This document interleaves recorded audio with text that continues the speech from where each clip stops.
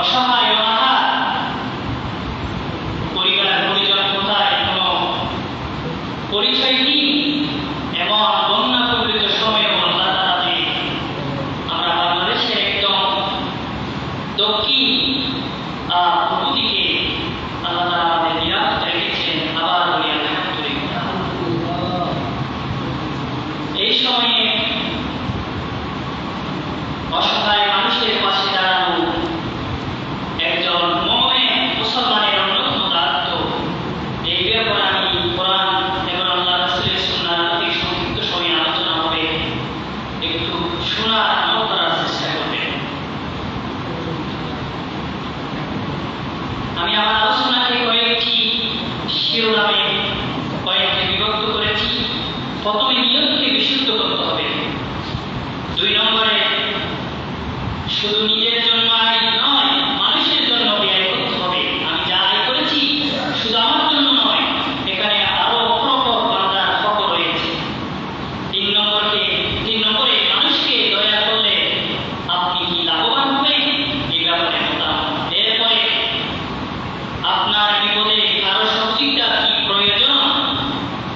5 নম্বরে এত মানুষ কষ্টে আছে, আপনার ব্যথা লাগে না। এরপরে 6 নম্বরে আজ মানুষের পাশে না দাঁড়ালে একদিন আফসোস করবেন। 7 নম্বরে পদবিতে নয় কর্মেই মানুষ শ্রেষ্ঠ হয়। এরপর 8 নম্বরে সহযোগিতা কি মানুষের বাহবা হওয়ার জন্য করবেন না আল্লাহ উদ্দেশ্যে করবেন। 9 নম্বরে রোগী অসহায়দের কাজে হতাশ না হওয়া। সর্বশেষ 10 নম্বরে আমাদের কাজ হলো অসহায়দের পাশে দাঁড়ানো। 11 নম্বরে আপনাকে আমাকে কেন সৃষ্টি করা হয়েছে। এরপরে আল্লাহ তাআলা আয়াত কারিমা আমরা জানি, আল্লাহ তাআলা সূরা নাহাস এর 11 নম্বর আয়াতে ইরশাদ করেছেন, কুল ইন্নী উমিরতু আন আ'বুদা আল্লাহা মুখলিসান লাহু-দ্দীন। হে নবী, আপনি বলে দিন যে আমি আবিষ্কৃত হয়েছি একনিষ্ঠভাবে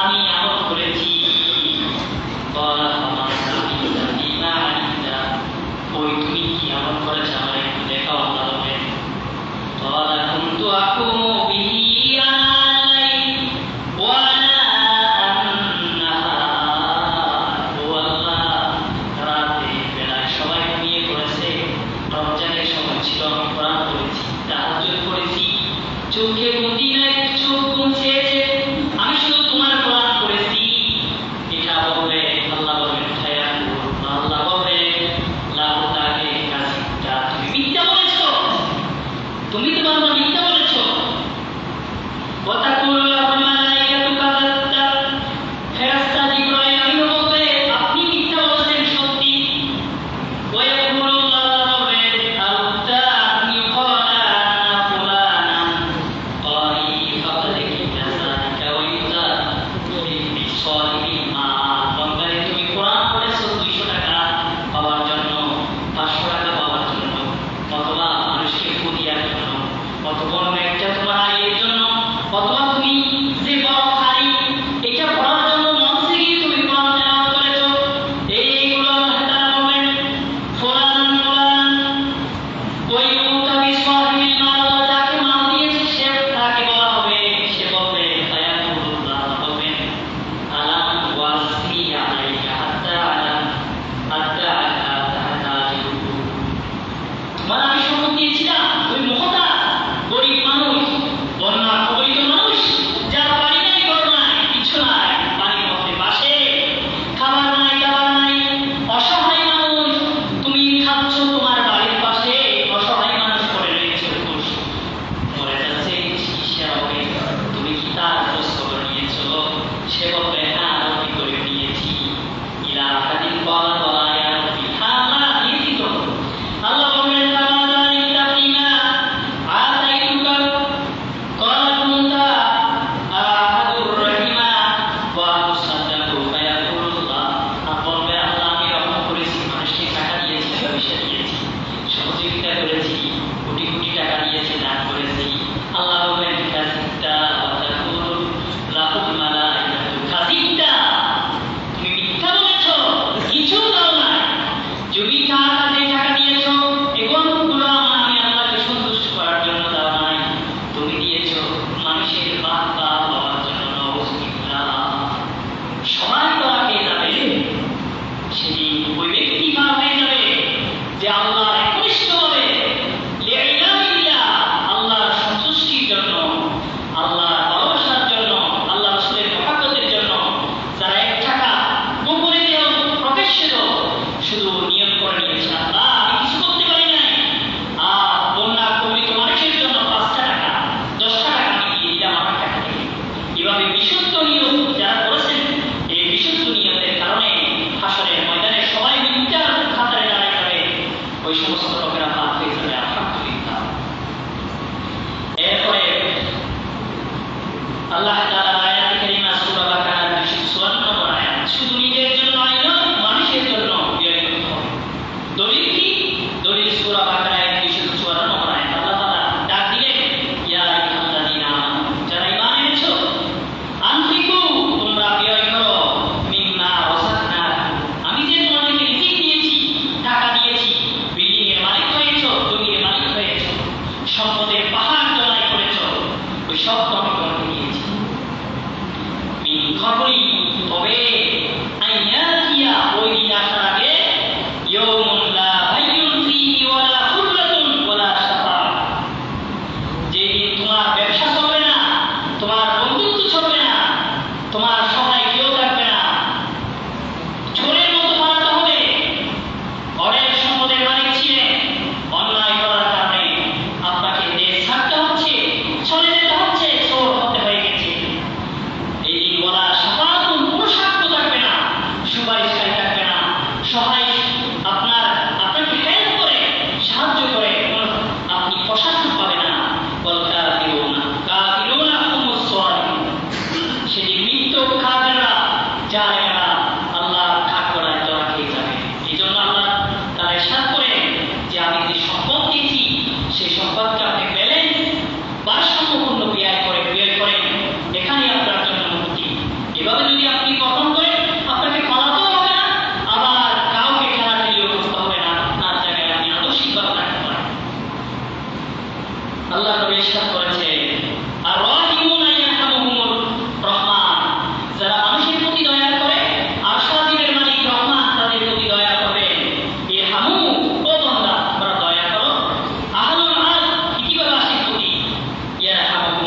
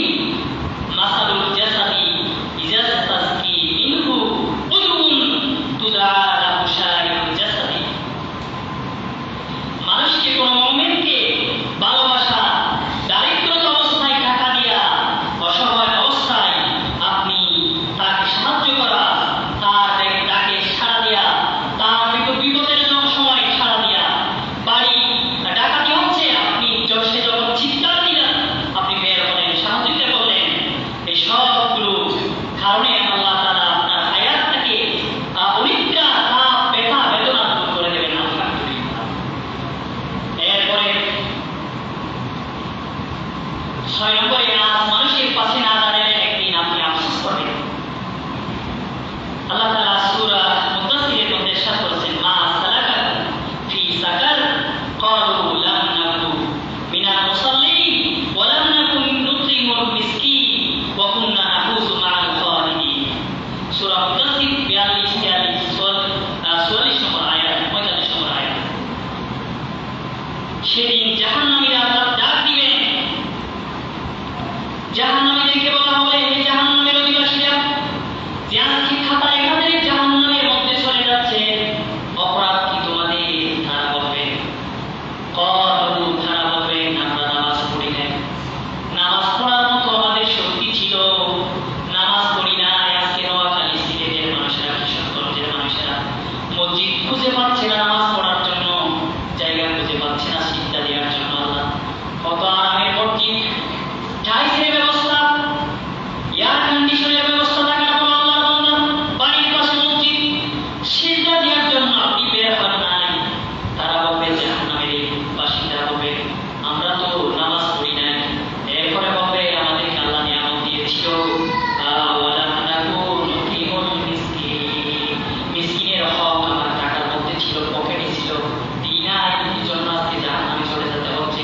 এরপরে বলবে, ওয়া কুননা নাহুযু মা'আল খালিদিন, আমরা শুধু দোকানে বসে বসে মানুষের সমালোচনা করতাম, বিপদ করতাম, কিভাবে মানুষকে কষ্টে দেওয়া যায়, কিভাবে কষ্টে ফেলা যায়, এই সমস্ত খারাপ চিন্তায় জীবন কাটিয়ে দিয়েছি। এই জন্য আজকে জাহান্নামে চলে যেতে হচ্ছে। গল্প নয়, ইচ্ছে নয়। সূরা মুদাসসিরে 42, 43, 44, 45 নম্বর আয়াত। এরপরে সহযোগিতা কি মানুষের বাহবা পাওয়ার জন্য করবেন না, আল্লাহর উদ্দেশ্যে করবেন।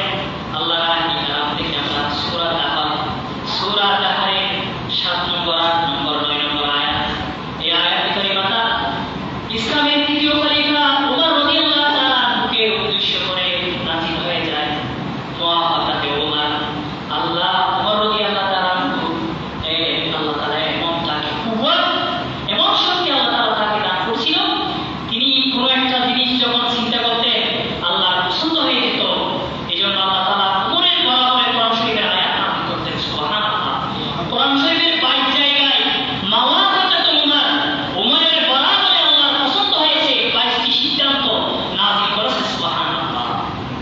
ওমর অথচ এই যে তিনি শুধুমাত্র তার অন্তরের মধ্যে চিন্তা করেছে আল্লাহর পছন্দ হয়েছে, আল্লাহ তাআলা ন্যায় কোরআন নাযিল করেছে। তন্মধ্য থেকে তিনি একবার রোজার মাসে রোজা রাখলেন। রোজা রাখা অবস্থায় ইফতার সামনে, the food is spread on the table, খাবারগুলো টেবিলের মধ্যে মজুদ আছে। এমত অবস্থায় একজন মিসকিন, অসহায়, যার চুলের কাপড়ের কোনো চিহ্ন বিচ্ছিন্ন নাই, কোনো শালীনতা নাই, তিনি বললেন, হুজুর আমার কিছু দাও, নাইলে মরে যাব। তিনি সামনে রেডি করা খাবারগুলো না দিয়ে ওই মিসকিনকে দিয়ে দেন। দিয়ে দেওয়ার কারণে তিনি সেদিন তা করতে পারেন নাই। একদিন পুরো দিন তিনি ছিলেন খাবারের দিন। দ্বিতীয় দিন কিভাবে যখন খাবার রেডি করে সামনে নিলেন, তারপর স্প্রেড অন দ্য টেবল, খাবার টেবিলের সামনে মজুদ। এমত অবস্থায় একটা মিসকিন এসে বলল, ও ইসলামের তৃতীয় খলিফা, আপনি তো আমাকে না দিয়ে খাবার খেতে পারেন না, আমিও 3 দিন ধরে খেতে পারছি না, আমার একটু খাবার দাও। এই কথা বলতে দিই না, ওমর রাদিয়াল্লাহু নিজের খাবারগুলো দিয়ে ফেললেন। কিভাবে তিনি দ্বিতীয় দিন উপবাস, তৃতীয় দিন আবার তিনি রোজা রাখলেন সারাদিন। উপোস অবস্থায় পানি খেয়ে রোজা রেখেছেন। অল্প খাবার ছিল। ইসলামের খলিফা এত ব্যয়বহুল জীবন ছিল না, টাকা ছিল না, পয়সা ছিল না, দিনের প্রচারের জন্য তারা জীবন বিলিয়ে দিয়েছেন। তৃতীয় দিন সামান্য খাবার সামনে উপস্থিত ছিল। আরেকজন অভাবী মানুষ এসে বললেন, হুজুর আমি আজ 1 সপ্তাহ